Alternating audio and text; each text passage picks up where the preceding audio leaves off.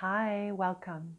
Lana here from Radiance Lifestyle, and I wanted to share with you today something about the energies that I've personally been experiencing and I've been hearing from my friends, students, and clients. And we are entering into a huge recalibration of the self. So, a few days ago, I spoke about cycles and rhythms. So, life itself, the universe, is non-linear. So, our experiences are going to be cyclical. They're going to be moving in energetic circles. So, what that might mean is you in the now might be experiencing a repetitive pattern in your life, something that is coming up for review, something very familiar, something that is constantly maybe tripping you up in life, something where you find yourself, oh, I'm here again, really? So this particular something that you are dancing in, this is a cycle, okay? This is something that you have been rhythmically repeating and doing, and yet you are in this cycle of review right now. Your life, my life, probably anybody that you would speak to who has some awareness of being the co-creator of their life versus a victim to life, where life happens to them, these individuals would also be able to say, you know what, I'm in something that I've been challenged with for 5 years, 10, 20 years. It's the one something. This is life saying to us, it is time to rearrange. So we have these rearranging times, these cycles, because soul is always attempting to operate more and more through us. Okay? We are energy. Remember, outside of what you think you are, which is this perceived solid mass matter, you are energy. Okay? So when we are in these recalibrations of our energy, we are literally discovering, with the help of soul, spirit, life as an energy principle, how to bring more alignment, more flow, more ease, more efficiency to our energy. So that's going to look like, what are the foods that you are eating, and what is your relationship with the foods that you're eating? Because somebody had said to me the other day, they feel guilty when they have a beer or two. And I said, do you drink a lot? And he was like, no, not at all. And I was like, then enjoy that moment. It's okay. But it's our mental relationship with the what that we're doing occasionally. So this doesn't give you carte blanche to say, well, I'm just going to feel good about eating yet another tub of ice cream, or foods that dampen our energy and that are masking something emotionally, something that we're suppressing, something we don't want to feel.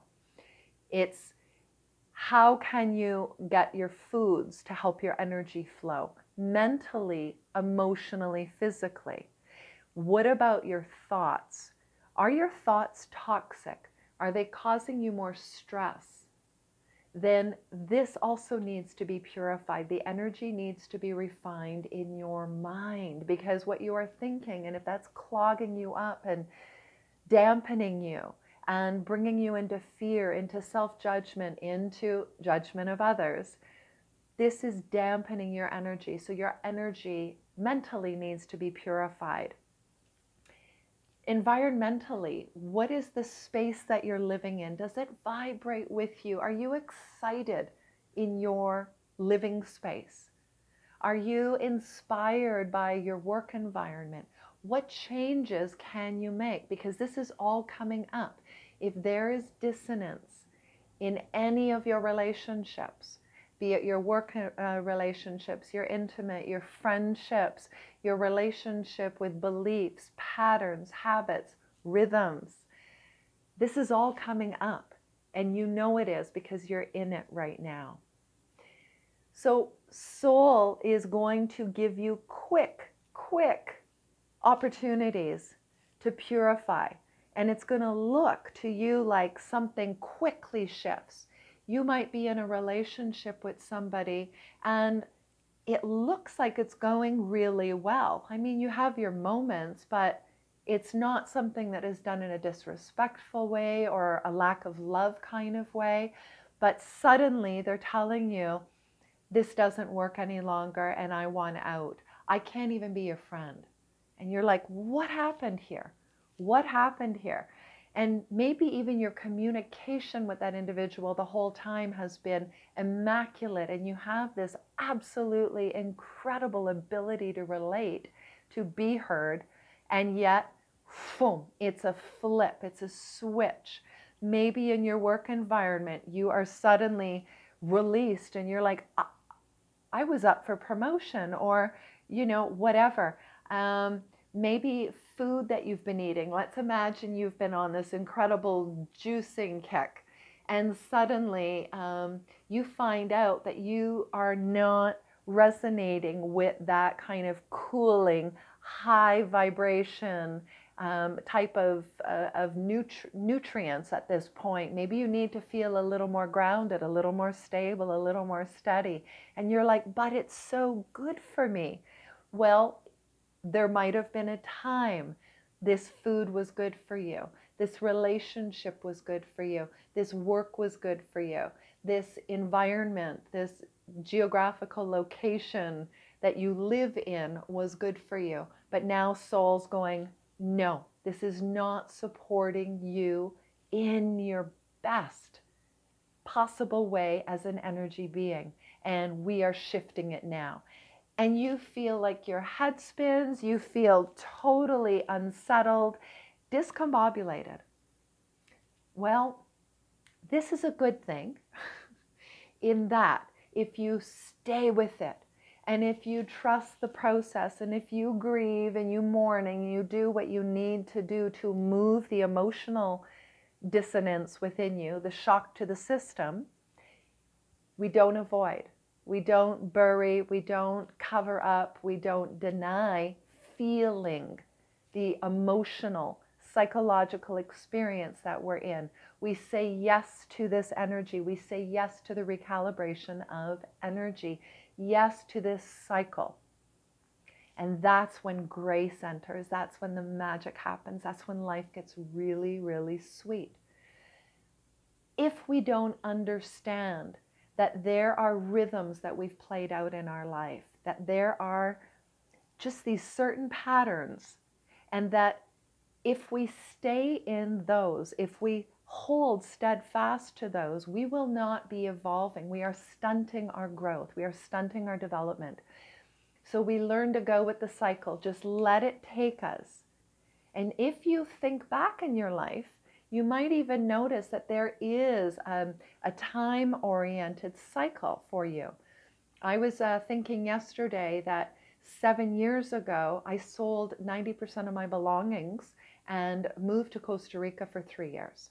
That was it, 7 years ago. So here I am again in this big cycling up of my energy, a recalibration, a life rearrangement, a purification. It's remarkable. It's absolutely remarkable. But it's not for those who cannot tap into their courage and their bravery, because this is going to dismantle you. It is a dismantling.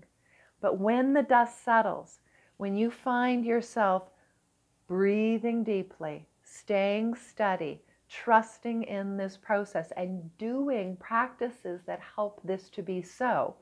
For me, in Ayurvedic medicine, which is the science of the body, I am very, very vata. So vata is an upward movement of energy. It is air, and it is thought, and it's quick. It's the neurons firing off, okay? So it's the nervous system. It's really quick. And so when we are getting what are called downloads, insights, when soul is communicating through us and your intuition, your instincts are guiding you, this is very vata. However, if we have too much air, too much insight, too much information, too many possibilities, and we are not grounded and earthed and steady in our kapha, which is earth and water, it's going to be very difficult to feel steadily in the flow of this big air downloading. Now, and if we are what is called deranged or overactive in the vata, the emotional challenge that you're going to experience is fear and anxiety. All right? And from a chakra perspective, fear starts in the root chakra, and it's an earth element. So it brings us back around to earth, kapha. All right? We want to be in the flow, second chakra, sacral chakra. This is water. Flow through the chaos. Be in flow in your dismantling. My loves, you're going to be dismantled. There are cycles of dismantling. Your body is constantly dismantling, dying off, and rebirthing, recalibrating. You are energy. This is going to happen.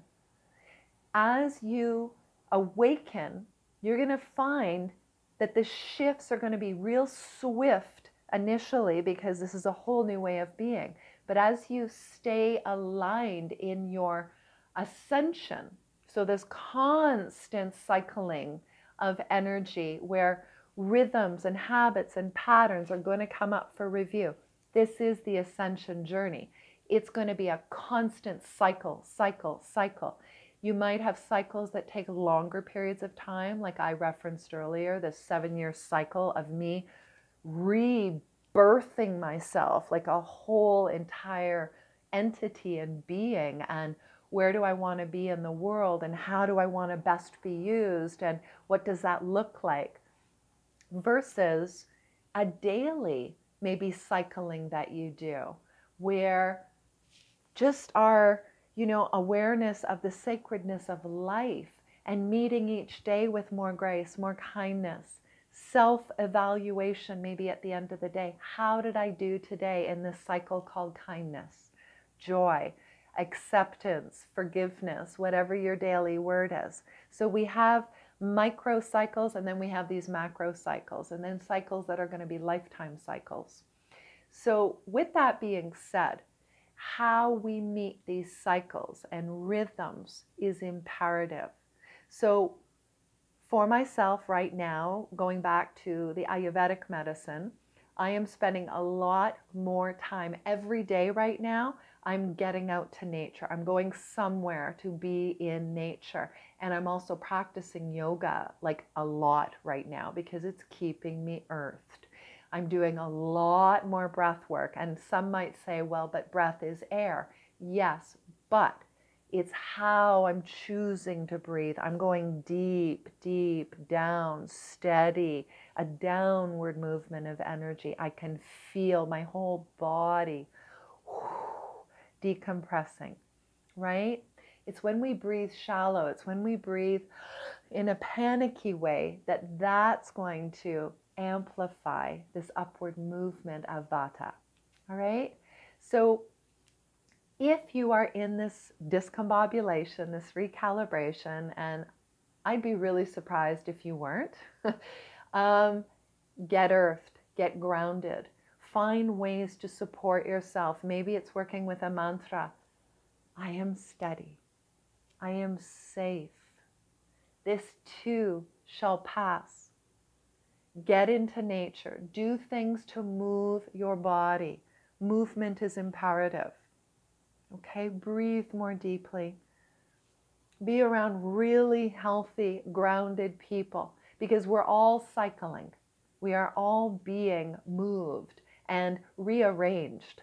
So even in your closest friendships, you're going to have these parallel dances. Maybe one of you, though, is going to be going through the thick of it, and you are like, yo, I've come through it for now. I feel a little steady. I can be there for you now. So if you have a dear friendship, though, and you're both kind of riding the peak at the same time, you might find that you need to retreat from each other for a little bit, and that's okay. It just means you are in this gestation period, right? There's a need to go in order to find the surrender, the acceptance of the madness that you feel that you could be in, all right? Because there is a bit of a madness to this dismantling, this journey of transformation. And like I said, if you've awakened and you're in this ascension, this is going to be your new norm, is everything that is not of energetic, highest vibration within you, mentally, emotionally, physically, is going to come up for reevaluation. Because this, my beautiful, beautiful ones, is how we connect more with the spirit.